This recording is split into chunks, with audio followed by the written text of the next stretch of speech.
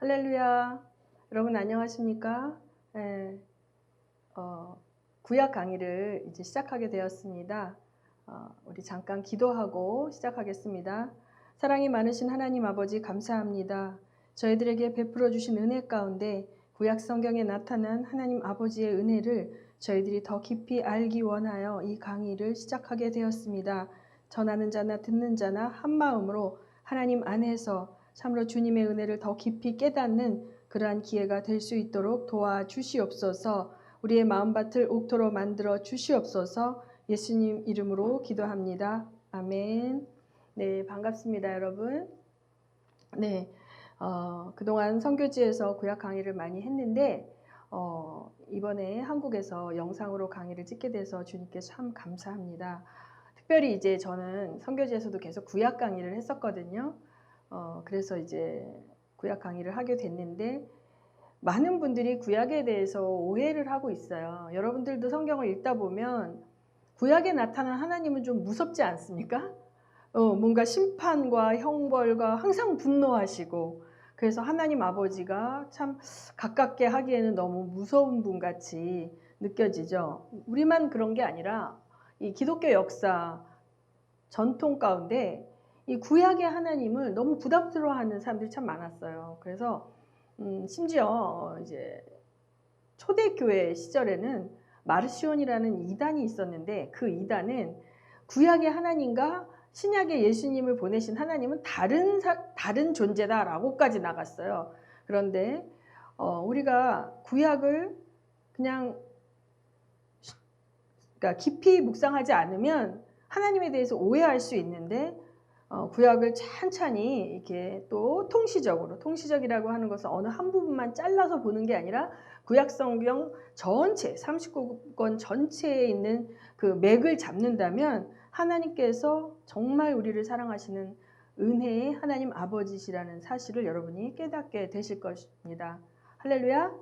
네. 그래서 이제 우선 여러분에게 이거는 강의이기 때문에 조금 지식적인 것들을 여러분에게 전달해 주려고 합니다.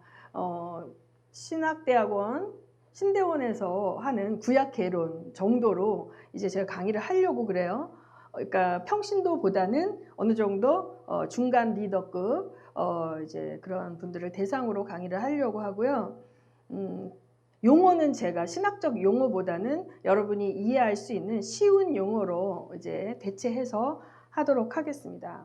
먼저 이제 우리가 구약 그러면 구약이라는 말은 구약에 우리가 대비되는 말은 뭐예요? 신약이죠. 그러니까 구약이라고 성경을 말할 때는 이미 신약을 전제하는 언어예요.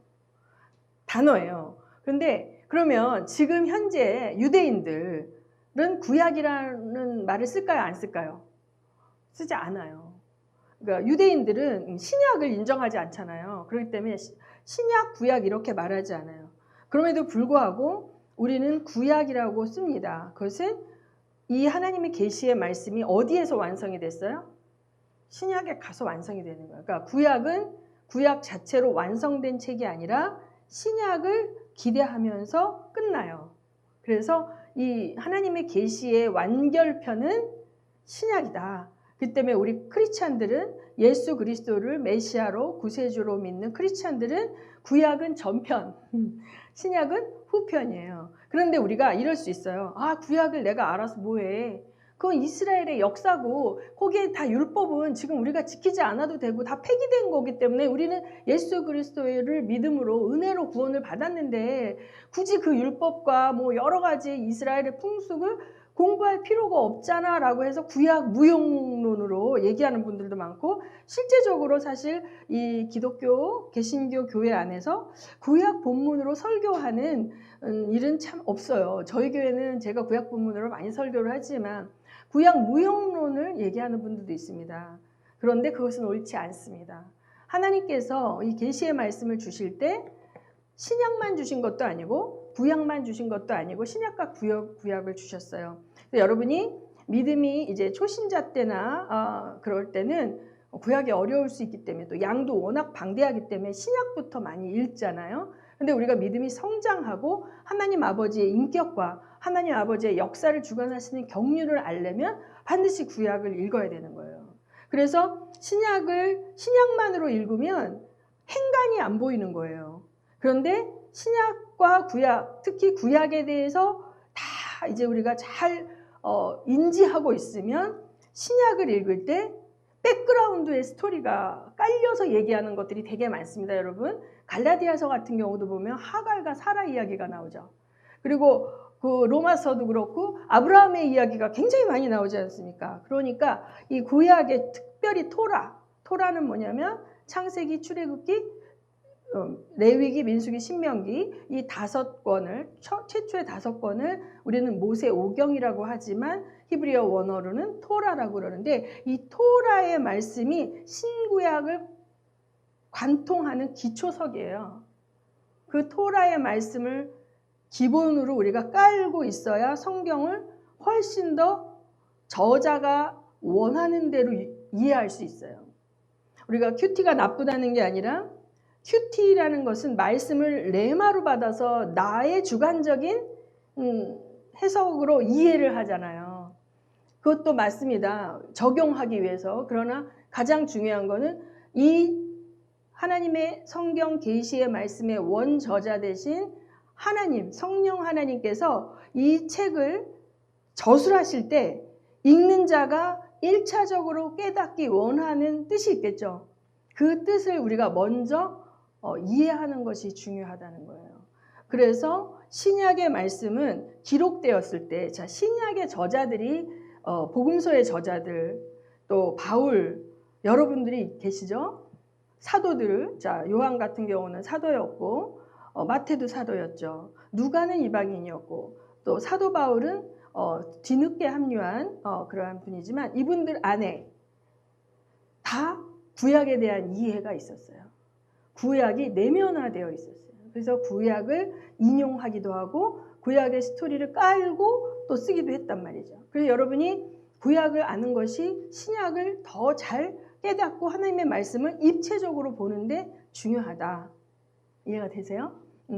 그래서 이제 우리가 이제는 이 구약 성경은 원래 히브리어로 기록이 되었어요. 히브리어, 이스라엘의 옛날 언어죠. 히브리어. 그 다음에 신약 성경은 헬라어, 그리스어로 기록이 되었습니다. 그런데 이 언어 자체도 특성이 많이 틀려요. 히브리어는 논리 구조를 따라가는 언어라기보다는 이미지 언어예요.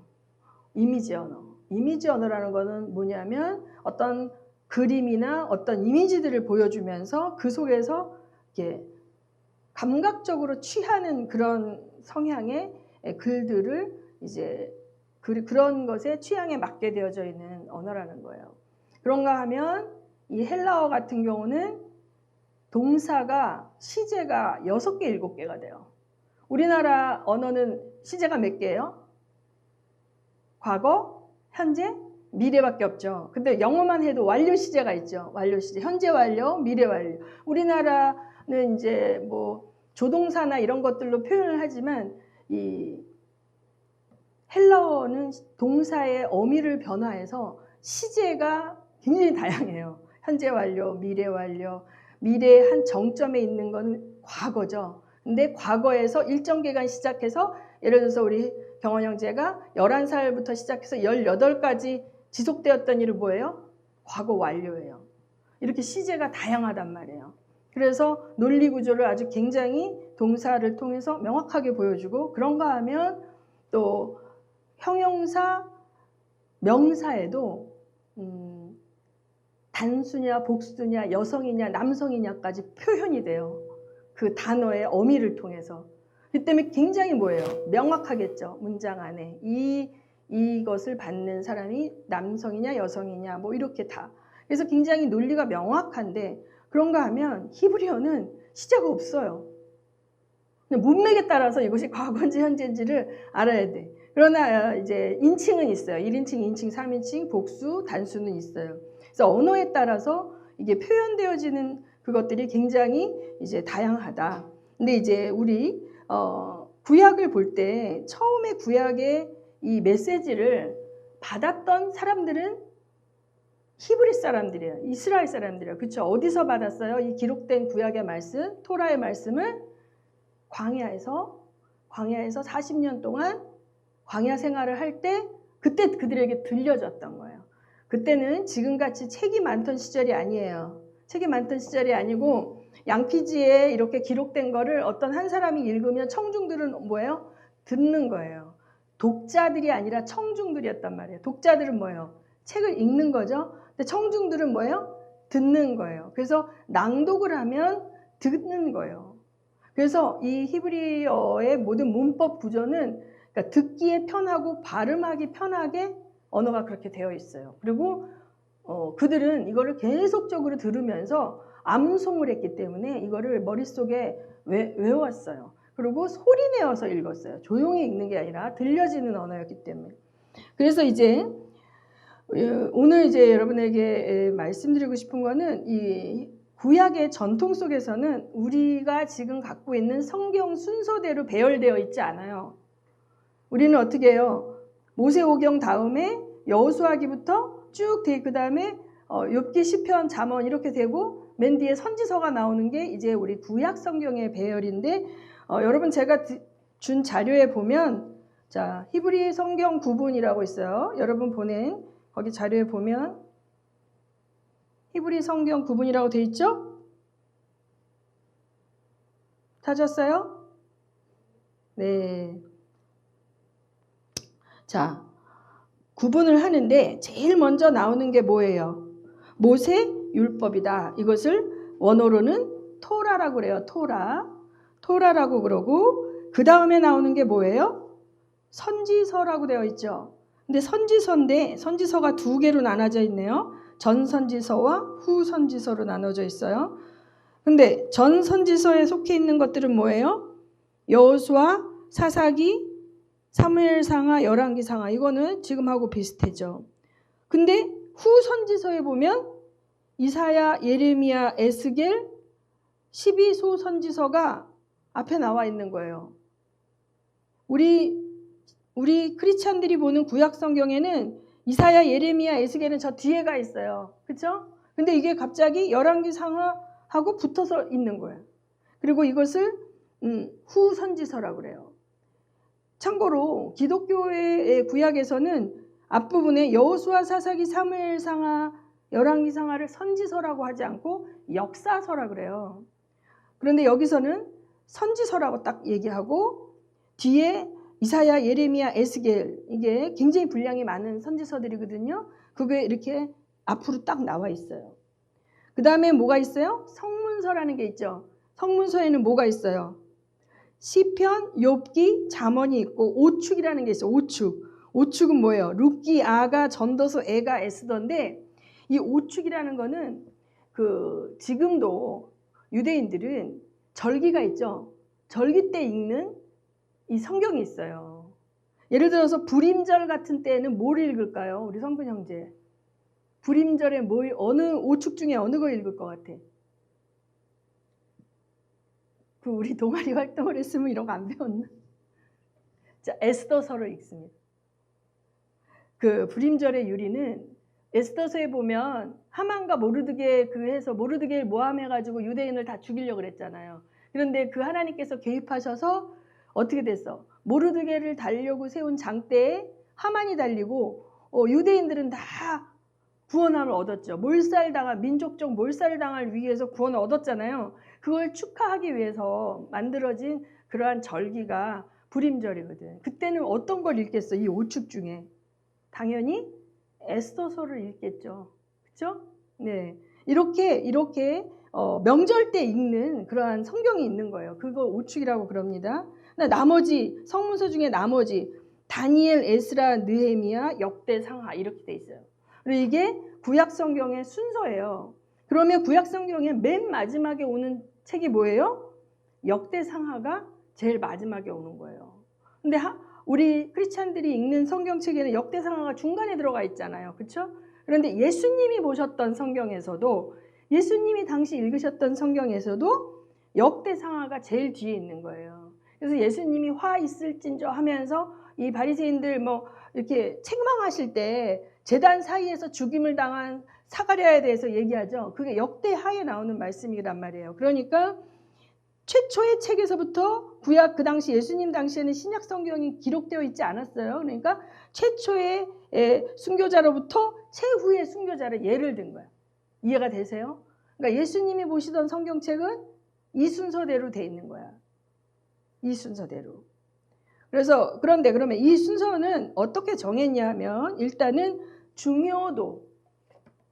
히브리인들이 생각하기에 하나님의 문서인데 하나님께서 주신 계시의 말씀인데 중요한 것 순서로 되게 앞에 와 있는 거예요. 이해가 되세요? 그 다음에 이제 이것을 뭐라고 부를까 그러면 우리는 구약 성경이라고 부르는데 히브리 사람들은 뭐라고 부르냐면 이것을 타나크라고 불러요. 타나크. 다 같이 한번 해봐요. 타나크. 타나크. 이거 스펠링은 T-A-N-A-K예요. 왜 타나크가 나왔냐? 그러면 자, 맨 앞에 모세율법이 있죠. 그 모세율법을 뭐라 그런다 했어요? 원어로 토라라 그런다 했어요. 토라. T로 시작하죠.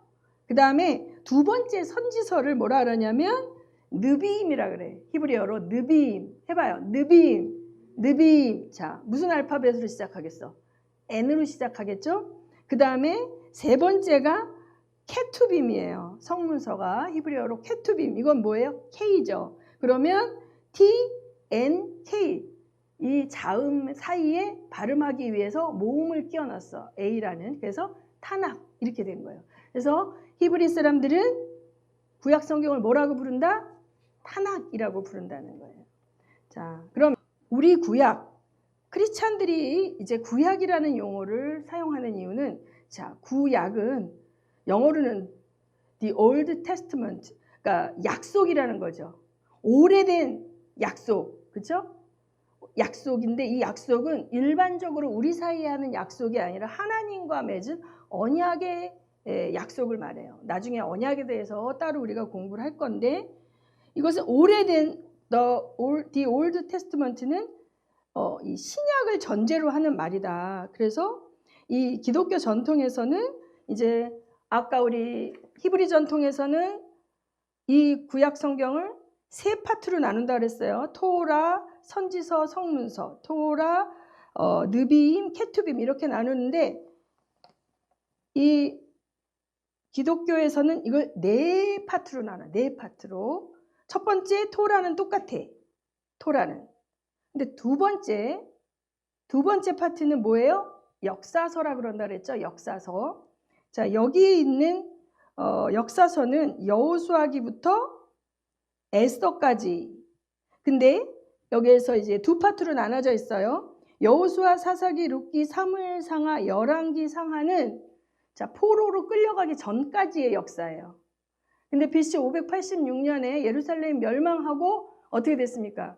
포로로 끌려갔죠. 바벨론으로. 그래서 이제 포로로 끌려갔다가 돌아와서 기록한 역사가 이제 역대상하, 에스라, 느헤미야, 에스더예요.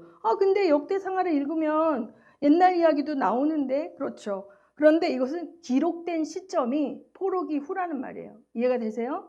그래서 이 두 개로 나눠서 포로 전 역사서, 포로 후 역사서 이렇게 나누는 거예요. 이 책들은 그러니까 역사적인 시간의 흐름을 따라 이제 기록이 되어 있어요. 제일 역사책에 가깝게 기록이 되어 있죠. 그 다음에 이제 시서라는 것은 욥기, 시편, 잠언, 전도서, 아가서예요. 이것도 이제 성문서라고도 합니다. 그 다음에 이제 예언서 혹은 선지서라고도 합니다. 이사야, 예레미야, 애가, 에스겔, 다니엘, 12소 선지서까지 있어요. 이렇게 기록이 되어 있습니다.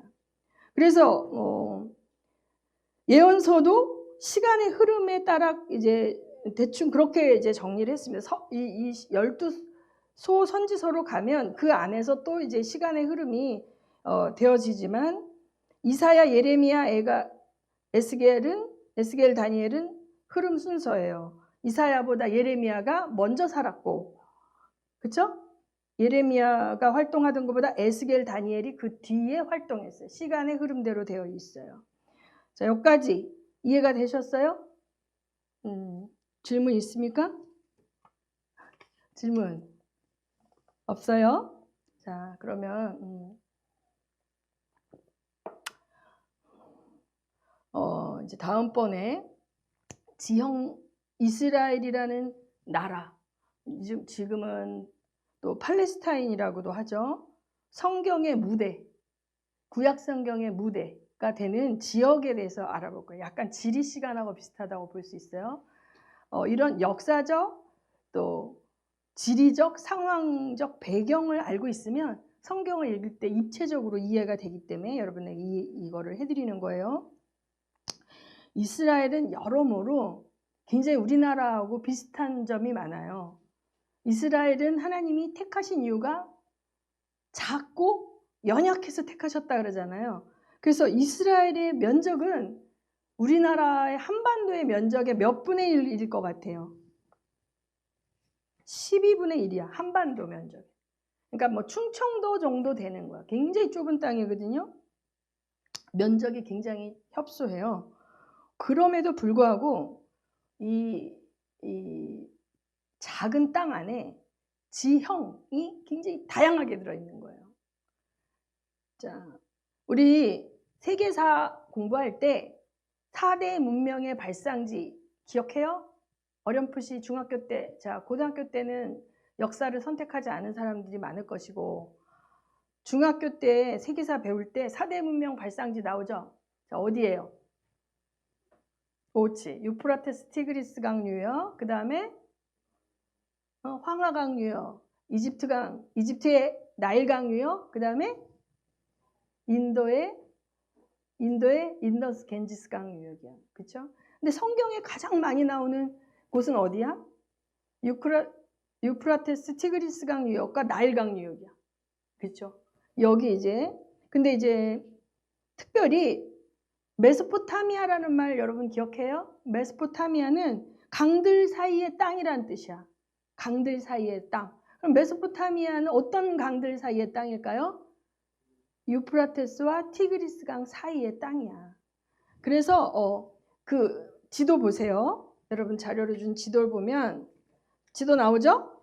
유프라테스와 티그리스강 사이에 땅이 이제 있는데 그곳에는 퇴적토라죠. 홍수가 범람하면 강바닥에 있는 흙들이 이렇게 밖으로 나왔다가 물이 줄어들면 거기는 이제 물이 마르면 이제 그 땅은 퇴적물이 많은 그런 유기비료 같은 그런 성분이 있는 그런 땅이기 때문에 농사를 거기다 짓는 거예요. 그리고 그 지역은 광활한 초원이야. 초원이 아니라 광활한 이렇게 산이 없어. 그래서 넓은 평야이기 때문에 거기가 이제 아주 굉장히 이제 넓은 땅입니다. 근데 자, 그래서 그 땅이 이렇게 초생딸 모양으로 생겼다고 해서 비옥한 초생딸 지대 이렇게 말했어요. 들어봤어요? 비옥한 초생딸 지대다. 이렇게 얘기해요. 그러니까 그 비옥한 초생딸 지대가 어디까지 이어지냐면 이 지도를 보면 이제 이 유프라테스 강과 티그리스 강을 이렇게 쭉 하면 초생딸 모양으로 여러분이 이렇게 그려보면 왼쪽 끝에가 이제 이스라엘이 있는 팔레스타인 지방이에요. 그러니까 윗부분 바로 여기 갈릴리 윗부분까지 돼요.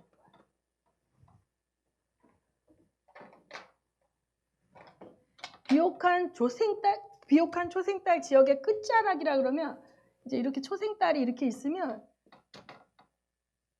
이 지역이 살짝 걸쳐져 있는 거야. 이해되세요? 이 북부지방, 지금의 팔레스타인의 북부지방이 이렇게 쭉 가면 이쪽으로 쭉 가면 이쪽에 메소포타미아가 있겠죠. 그래서 이쪽으로 이렇게 이쪽에 걸쳐져 있는 거예요. 걸쳐져 있는. 비옥한 초생딸 지방의 끝자락에 있다. 끝자락에.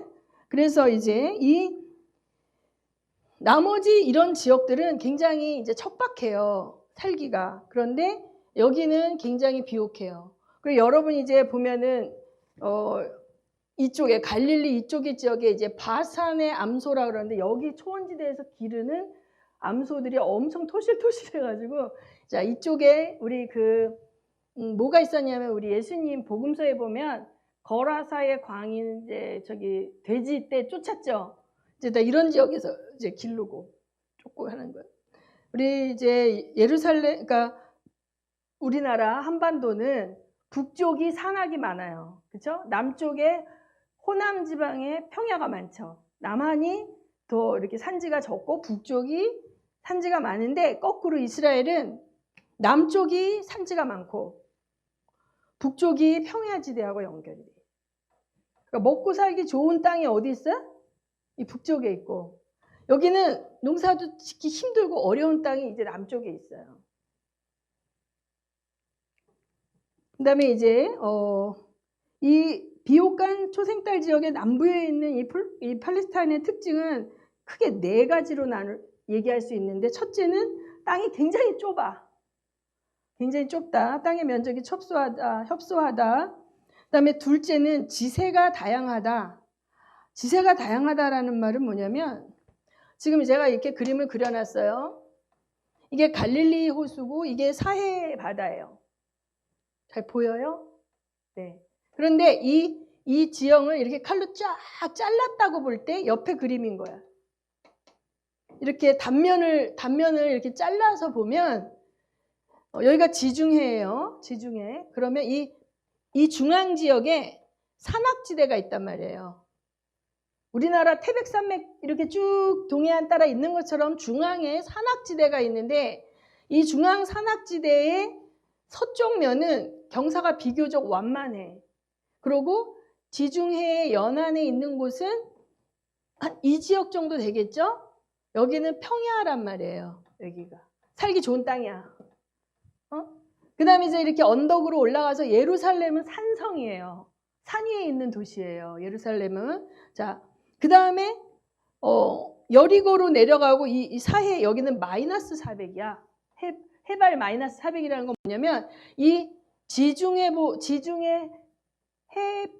해면보다 마이너스 400 바다보다 더 낮은 땅이야. 바다보다도 해수면이 더 낮아.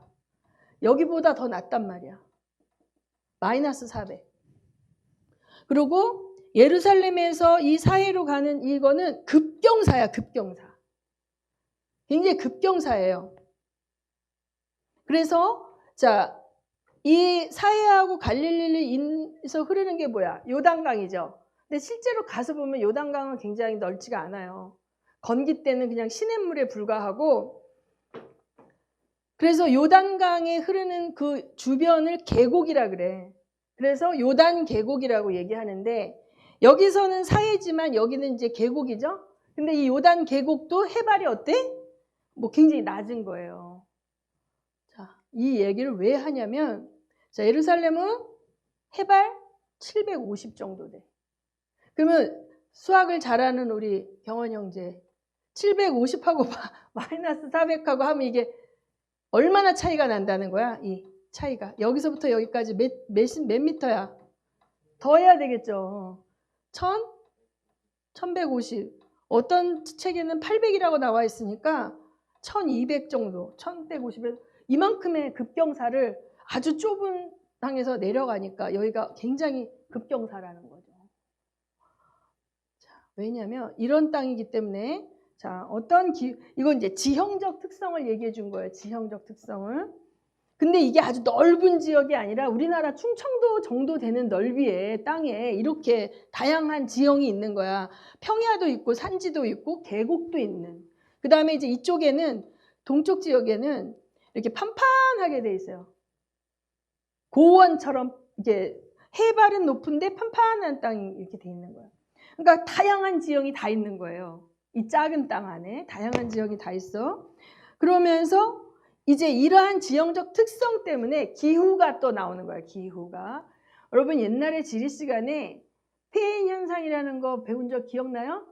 태백산맥 동쪽에서 불어오는 바람이 높은 습기, 동해안의 태평양의 습기를 품은 바람이 불어와. 근데 태백산맥이 너무 높아. 그러니까 높다가 무거워. 그래서 어떻게 해? 산맥에다가 비를 다 뿌려. 비를 뿌리고 넘어가는 거야. 이번에도 눈이 엄청 많이 왔거든요. 제가 동해안에 갔는데 그러니까 서쪽보다 동쪽에 눈이 많이 오는 거예요. 이게 태평양에서 오는 바람이 넘어갈 때 습기를 다 내려놓고 가볍게 해서 넘어가는 거예요. 그러니까 산맥 동쪽에 눈이 많이 오죠. 그런 것처럼 이 지형적 특성에 따라서 기후적 특성이 나타난다. 이해가 돼요? 네. 이렇게 되다 보니까 해발 높은 곳에서 해저다 보니까 이쪽 지역 급경사 이런 부분은 이런 지역의 기후는 일교차가 커요. 일교차가 뭔지 알죠? 최고 기온과 최저 기온의 차이가 클 수밖에 없어요. 우리 옛날에 보면 100m 올라갈 때 뭐 마이너스 1도인가 막 이렇게 올라가면서 기온이 내려가잖아. 그러니까 이게 일교차가 클 수밖에 없는 기후예요. 근데 자, 일교차가 크게 되면 과일이 맛있게 돼요. 과일이. 그래서 우리가 정탐꾼이 어디 갔어? 정탐하러. 뭘 메고 가는 걸 보고 가는 포도 메고 가는 거 보고 갔죠. 그리고 이스라엘 가서 대추야자라든지 뭐 이런 거 먹어보면 엄청 달죠. 그러니까 일교차가 크기 때문에 비가 많이 오면 과일이 싱거워요. 근데 비는 안 오는데 일교차가 크면 엄청 당도가 높은 과일이 생겨난다. 그리고 일교차가 크고 그다음에 자 여기 이 바다가 위쪽으로 올라가면 터키가 나오고 어느 바다예요? 지중해 바다. 지중해 바다란 말이에요. 지중해 바다는 굉장히 파래요. 그렇죠? 지중해 바다 본 사람 굉장히 파래. 색깔이 참 예뻐요. 근데 이 지중해 주변에 있는 나라들에 나타나는 기후를 무슨 기후라 그러냐면 지중해성 기후라 그래요. 지중해성 기후. 들어봤죠? 지중해성 기후의 특징은 겨울에 비가 많이 오는 거야. 우리나라는 지금 봄, 여름, 가을, 겨울 있죠. 이 한국의 기후는 온대 계절 기후라 그러나? 우리나라는 모르겠네. 근데 자, 우리나라 기후는 강수량이 언제 집중이 되죠? 여름에. 그렇죠? 장마철부터 시작해서 여름에 1000mm 이상 와버리는 거야. 막. 집중호우가 오잖아요. 그런데 이 지중해성 기후는 우기가 언제냐면 가을서부터 겨울까지 우기인 거예요. 그러니까 건기 우기로 나눠져요. 이게 봄, 여름, 가을, 겨울 이렇게 4계절이 뚜렷하지 않고 건기 우기로 나눠져요. 그런데 건기 우기로 나눠지는데 우기가 언제부터냐면 가을부터 봄까지 한 3월까지가 우기예요. 그러면 4, 5, 6, 7, 8, 9는 뭐야? 건기죠. 기온도 높은데 북반구에 있으니까 북반구는 여름이 저기 7, 8, 9 뭐 이럴 때가 여름이고 남반구는 1, 2, 3이 이제 여름이잖아요. 그러니까 북반구에 있기 때문에 그때가 여름인데 건기야. 그러니까 굉장히 고온 건조한 기후야. 우리나라는 고온 다습한 기후. 라오스는 1년 내내 고온 다습인가? 고온 다습이죠, 거기도. 산 쪽은 좀 그렇지만 동남아는 엄청 습기가 제가 홍콩이라든지 이런 광쪽 이런 데는 엄청 끈적끈적거려요. 근데 자, 건조기후예요. 여기는 건조기후인데 고온 건조하다 보니까 다 말라버리고 이 시냇물 같은 것도 아예 없어져 버려요. 그러다가 우기가 시작되면 우기가 언제 시작된다고요? 가을에 시작된다 그랬죠?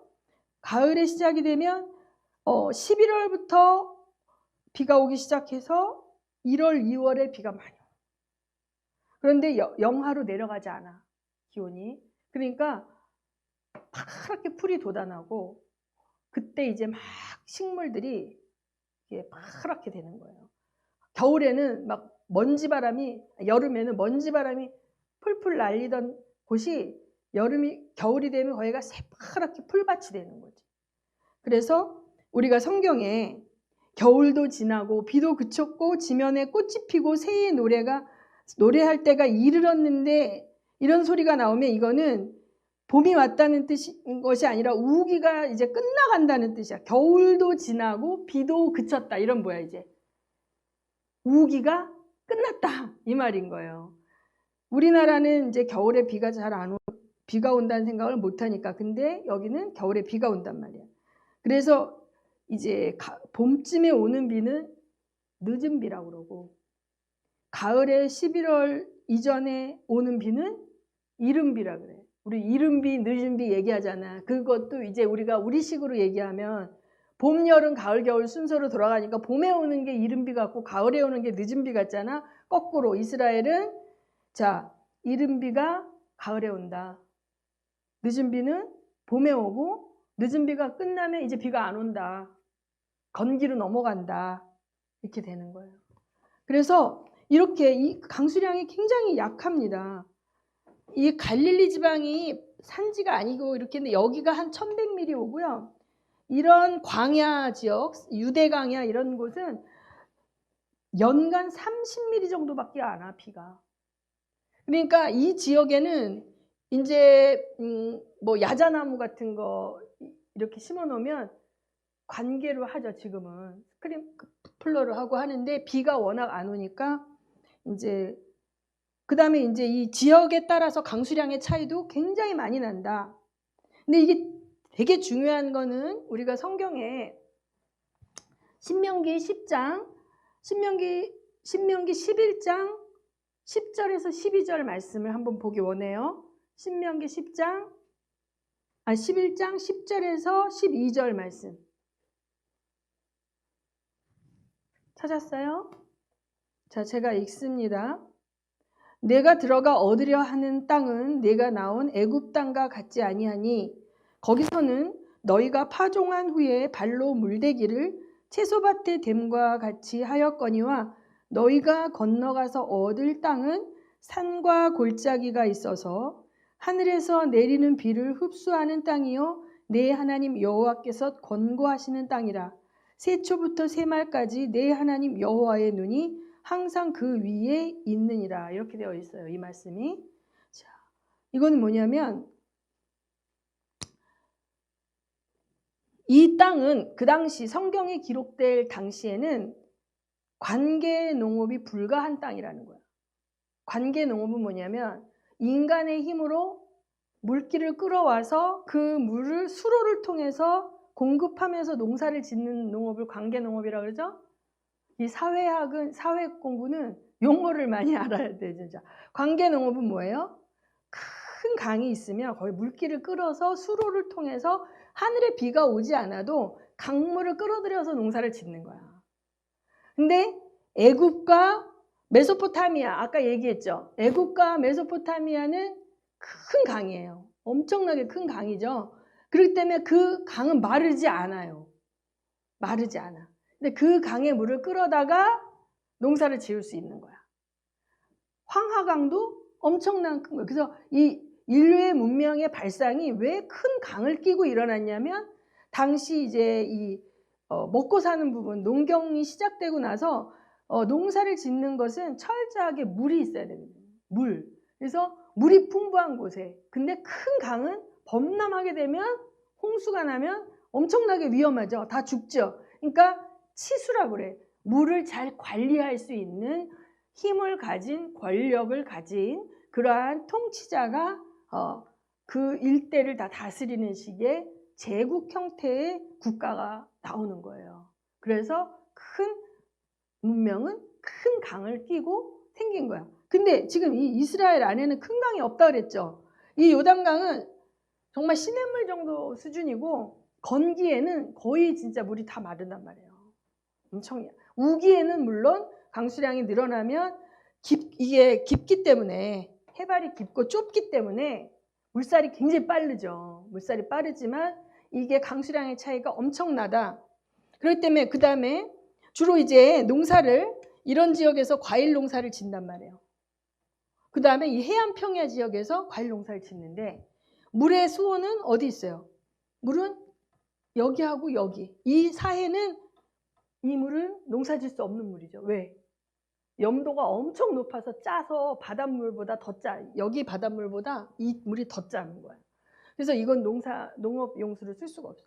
이 담수인 갈릴리 물. 이 물과 이 물이 농사 지을 때 쓰는데 이걸 끌어다가 해야 되는데 자 이쪽에도 산지가 있죠.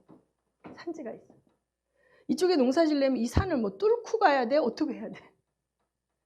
그 다음에 이쪽도 끌어올리기에는 경사가 굉장히 높다. 그래서 경비가 많이 들어서 가성비가 안 좋은 거예요.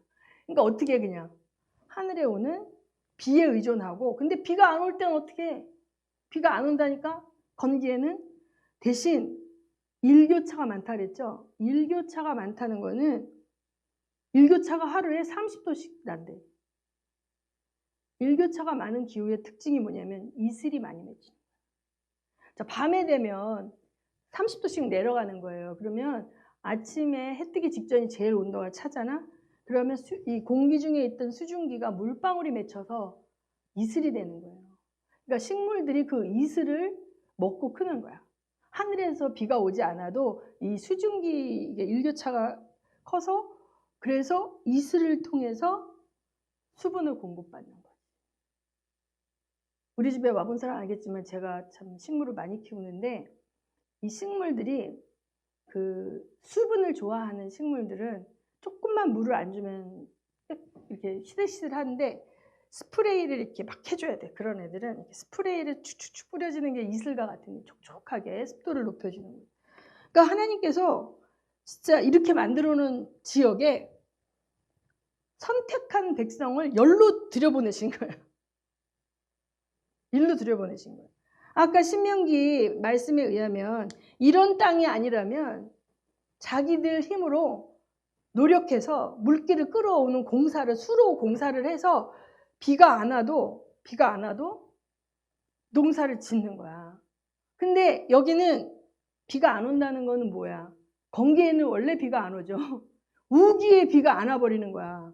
우기에 비가 안 와버리면 그때 이제 피어나야 할 작물들이 수분이 없잖아.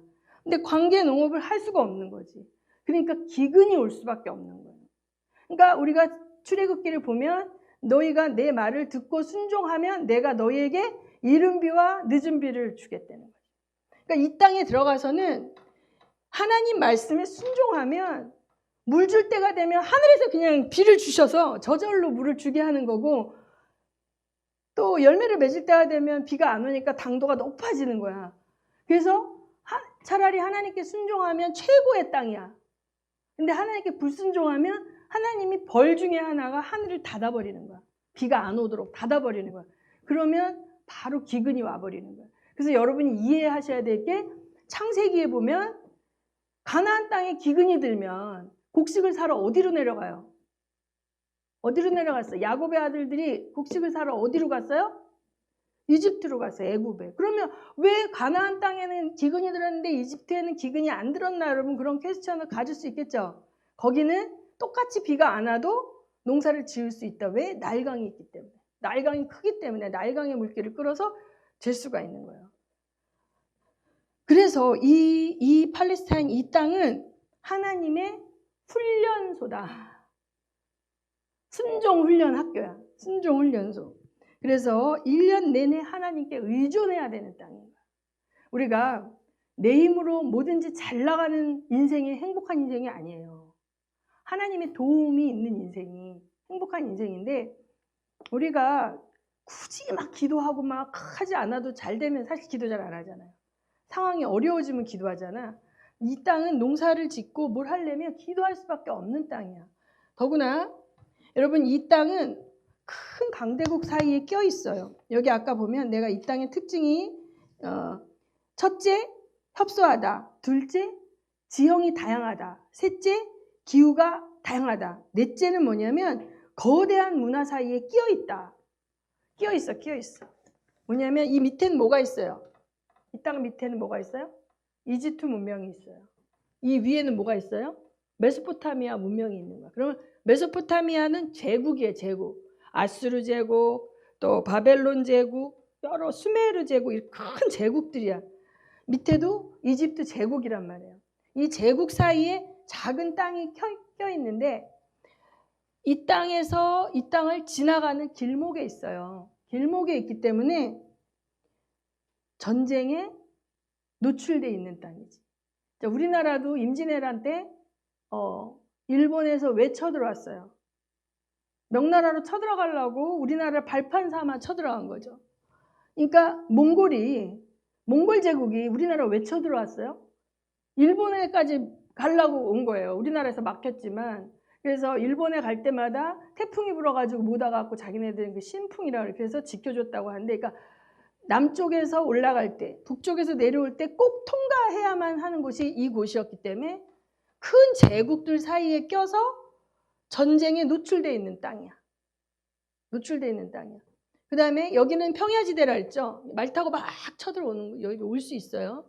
여기는 뭐냐면 사막지대예요. 여기 유대의 강야가 있고 이쪽 지역은 이제 사막 지역이야. 척박한 땅이야. 그래서 이쪽 지역에는 이 요단강 동쪽 지역에는 유목민들이 살아. 이쪽엔 농사를 지을 수 없어요. 사막지대고 광야지대이기 때문에. 그러니까 유목민들이 산단 말이에요. 근데 유목민들은 농사를 안 짓는데 농작물이 먹고 싶을 거 아니에요. 그러면 여기 기다리고 있다가 이스라엘에서 포도를 수확할 때가 되고, 이스라엘에서 무화과를 수확할 때가 되고, 이스라엘에서 올리브를 수확할 때가 되면 쳐들어와서 다 훔쳐가는 거예요. 이렇게 잔챙이들이 와서 끊임없이 탈취해가는 것이 모압이나 암몬이나 에돔이나 아말렉이나. 그런데 블레셋은 이쪽에 있었어. 블레셋은 이 지금의 가자지구 이제 이 지중해 연안에 있는데, 이 블레셋은 철병거를 갖고 있다. 철기 문명을. 이 당시 아브라함 때는 청동기 문명이에요. 근데 철기는 훨씬 강하죠.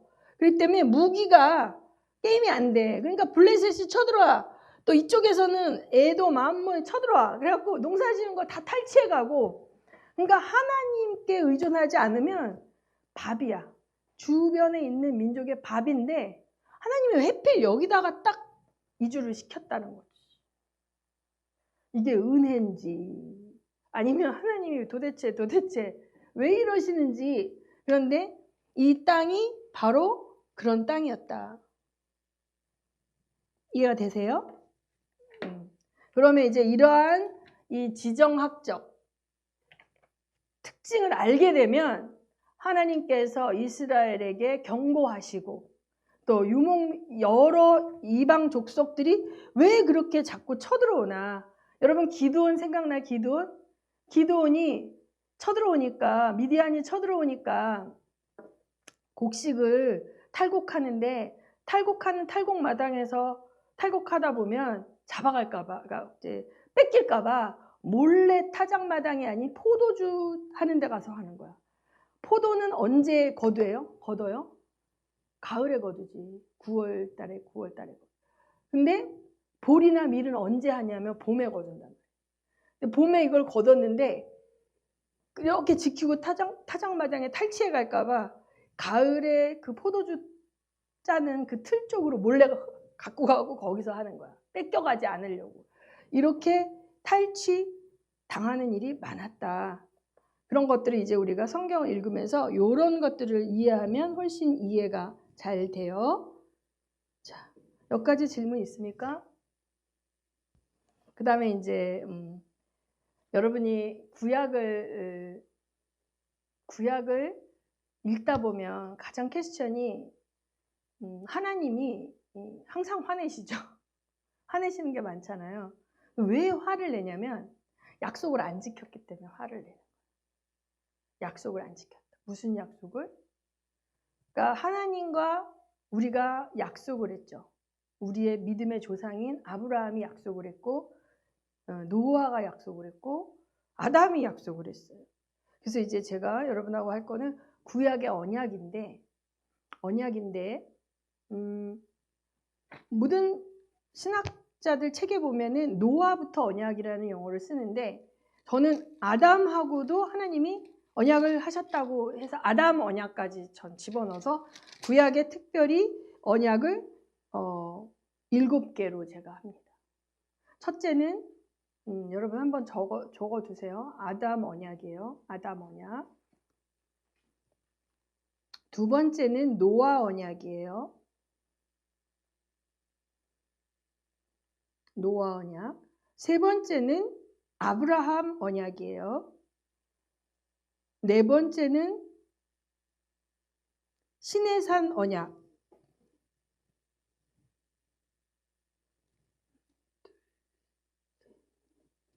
다음에 다윗 언약, 새 언약 몇 개입니까? 6개예요. 그러면 그 사이에 시내산 언약 다음에 다윗 언약 전에 비느하스 언약을 넣어요. 비느하스 언약.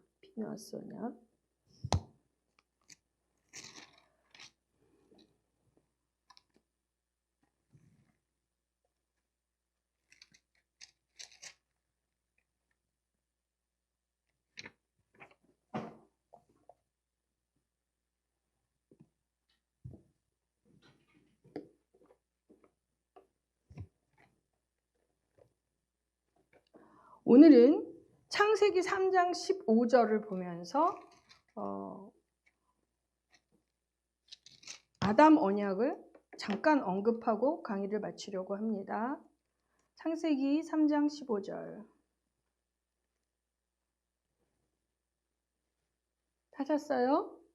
다 같이 시작. 내가 너로 여자와 원수가 되게 하고 내 후손도 여자의 후손과 원수가 되게 하리니 여자의 후손은 내 머리를 상하게 할 것이요 너는 그의 발꿈치를 상하게 할 것이니라 하시고, 이거 굉장히 중요한, 앞뒤로 이렇게 보면 더 있는데 이게 핵심이에요.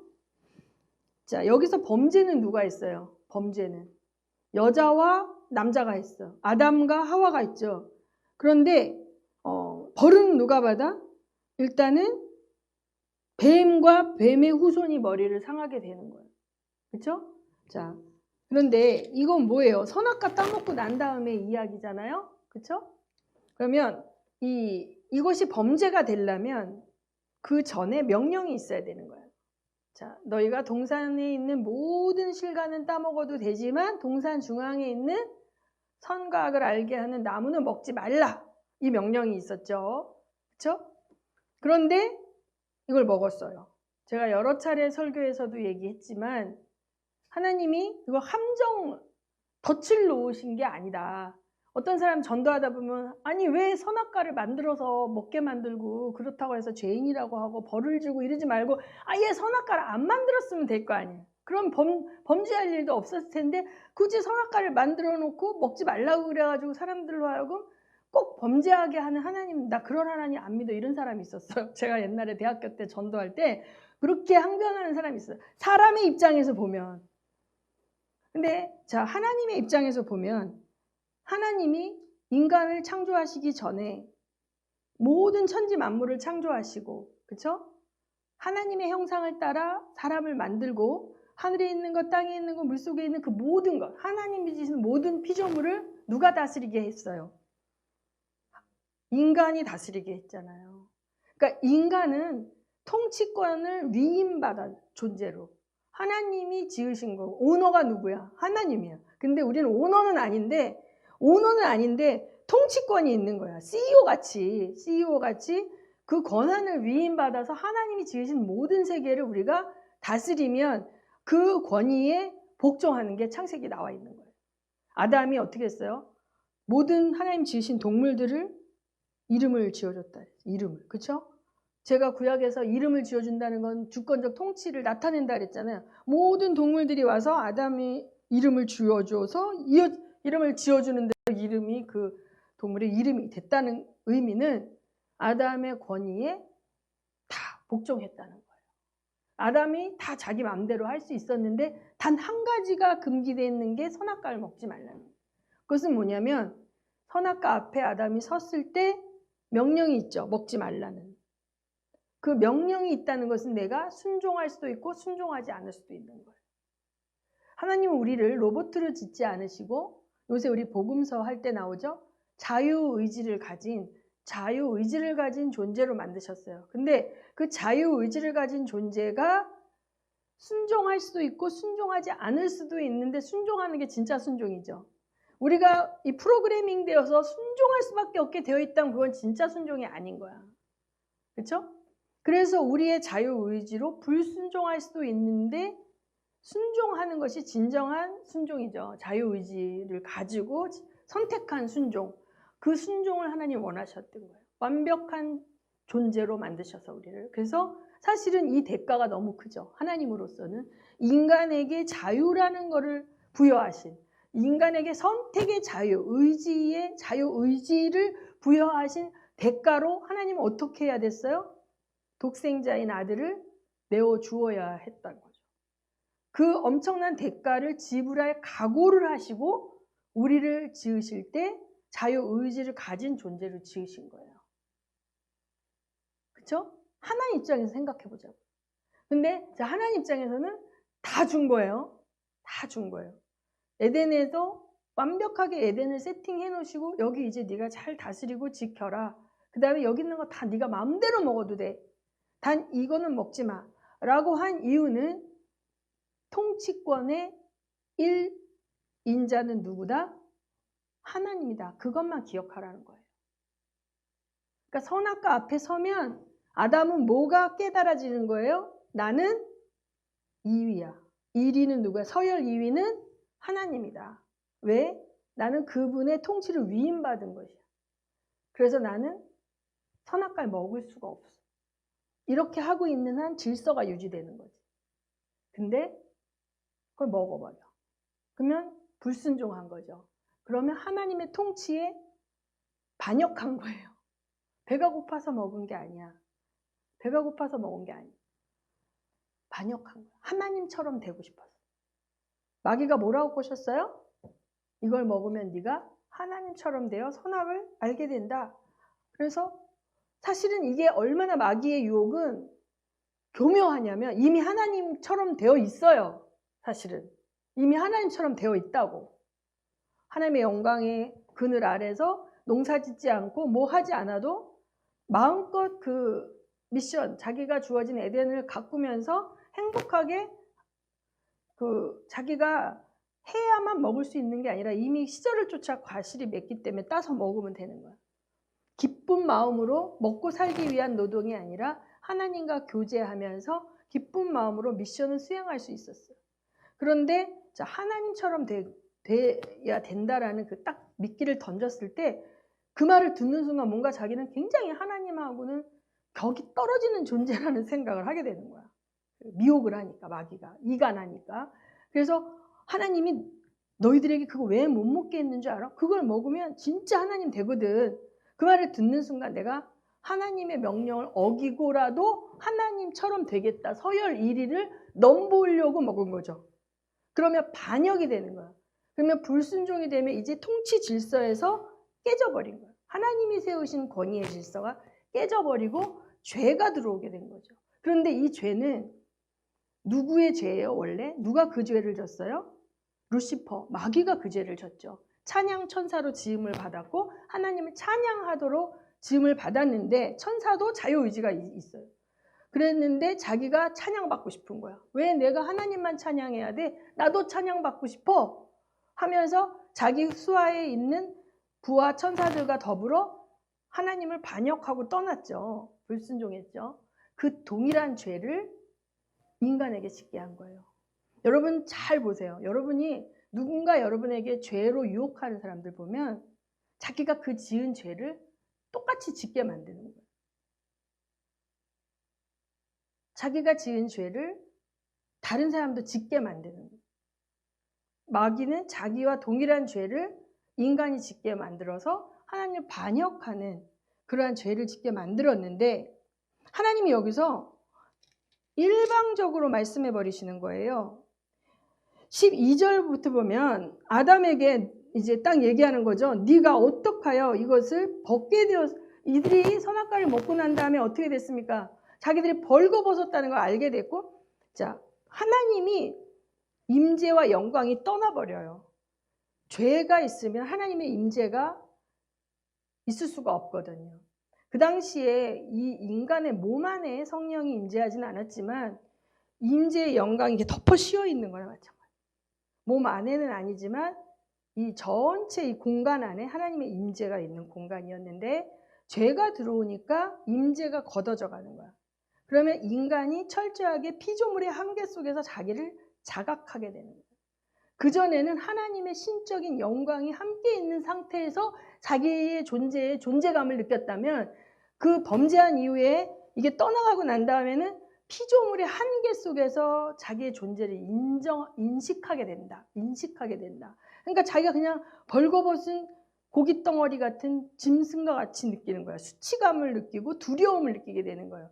그전에는 동일한 상태에 벗고 있었지만 수치감과 두려움이 없었어요. 그리고 자기는 하나님과 같은 주권적 존재로서 동물들을 통치하고 있었다고. 근데 차이는 뭐야? 선악과를 먹었냐 아니냐의 차이인데, 선악과를 먹고 난 다음에는 자기가 벌거벗은 그냥 고깃덩어리 같은 육체로 느끼는 거예요. 그리고 두려움을 느끼는 거예요. 인간은 어떤 무기가 없어요. 신체 안에. 그러니까 아주 나약한 존재로 자기를 인식하게 되었다. 그러니까 마귀의 말이 벌써 여기서 거짓말인 거죠. 하나님처럼 되기는커녕 더 초라한 피조물의 자의식이 생긴 거야. 그 전에 하나님처럼 누렸던 것조차 오히려 못 누리게 된 거야. 더 누리게 된 게 아니라. 그래서 마귀는 거짓의 아비예요. 거짓으로 미혹하고 책임지지 않아요. 오히려 하나님 앞에 가서 제가 저렇게 선악과 따먹었대요. 그리고 이르고 참소한단 말이죠. 그래서 하나님이 아담에게 너 어떻게 네가 벗었다는 것을 인지하게 되었냐라는 거죠. 너의 피조물의 한계를 인지하게 된 그 근거가 뭐냐라고 말하니까, 내가 너에게 먹지 말라고 명한 그 나무 열매를 네가 먹었느냐 하니까 아담이 실추하죠. 하나님이 주셔서 나와 함께 있게 하신 그 여자가 나무 열매를 나에게 주어서 내가 먹었다 하면서 자기의 책임을 하와에게 전가시켜요. 하나님이 여자에게 이르되 네가 어찌하여 이렇게 하였느냐 하니까 여자가 이르되 뱀이 나를 꿰물어 내가 먹였나이다 하면서 자기의 책임을 누구한테 전가시켜요? 뱀에게 전가시켜요. 그래서 하나님이 뱀에게 이르시되 네가 이렇게 하였으니, 묻지 않아요. 14절에 보면 너 왜 그랬니? 왜 쟤네를 꼬셨니? 라고 묻지 않고 네가 이렇게 하였으니 너는 모든 가축과 들의 모든 짐승보다 더욱 저주를 받아 배로 다니고 살아있는 동안 흙을 먹을지니라 라고 저주를 딱 하시고, 이제 내가 너로, 여기서 너는 뭐예요? 뱀이죠. 여자와 원수가 되게 하고 내 후손도 여자의 후손과 원수가 되게 하리니 여자의 후손은 너의 머리를 상하게 할 것이요 너는 그의 발꿈치를 상하게 할 것이니라 이렇게 명령하셨어요. 이것을 아담 언약이라고 이제 신학자들이 부르는데, 여기서 얘네들은 한 게 아무것도 없어. 그냥 죄만 졌잖아. 그럼 해결은 일방적으로 하나님이 하시는 거야. 그렇죠? 뱀과 누가 싸워? 아담의 여자의 후손이 싸우는 거야. 그렇죠? 아담은 그냥 여기서 네가 뱀과 싸워라 뭐 이런 말 없어. 그냥 너 일방적으로 뱀과 여자가 원수가 되고 뱀의 후손과 여자의 후손이 원수가 되게 돼서 싸움이 붙었는데, 여자의 후손은 뱀의 머리를 상하게 한다는 거야. 근데 뱀은 어떻게? 여자의 후손의 발꿈치를 상하게 한다.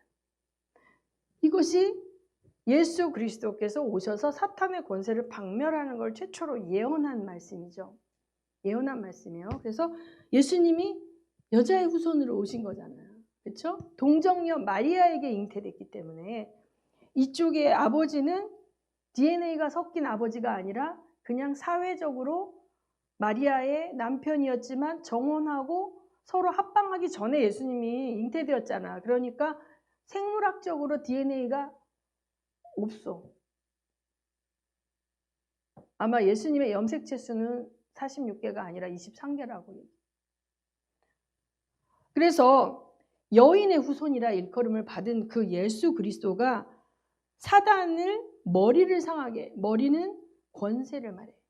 사단의 합법적 권세를 완전히 박살낸 것을 예언한 거예요. 근데 여자의 후손, 그러니까 뱀의 후손은 어떻게 한다?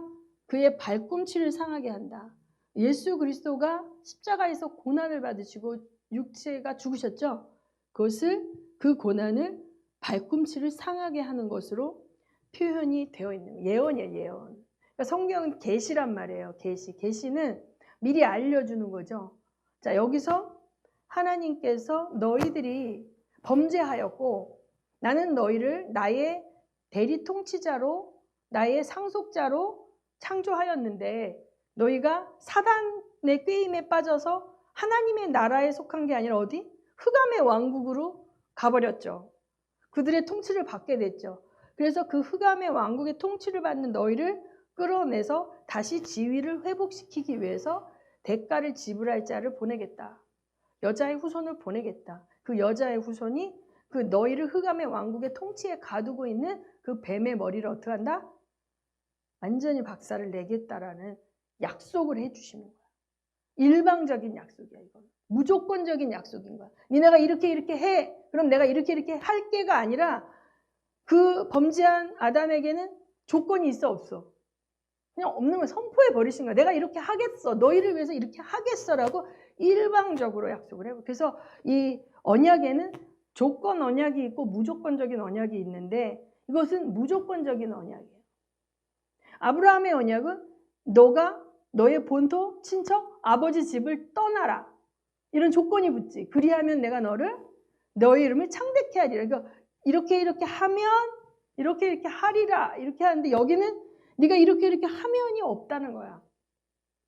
그냥 일방적으로 이렇게 하시겠다라고 말하는 것이 아담 언약이다. 자, 이해가 되십니까?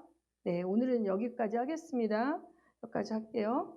자, 제가 기도하겠습니다. 하나님 아버지, 오늘은 팔레스타인에 대해서 지형과 또 기후와 그 모든 것들을 보고 또 하나님의 언약 가운데 아담 언약을 살펴보았습니다. 하나님, 저희들이 하나님을 더 많이 알기 원합니다. 그래서 하나님의 깊으신 사랑과 은혜를 더욱더 누리기 원합니다. 감사하며 예수님 이름으로 기도합니다. 아멘.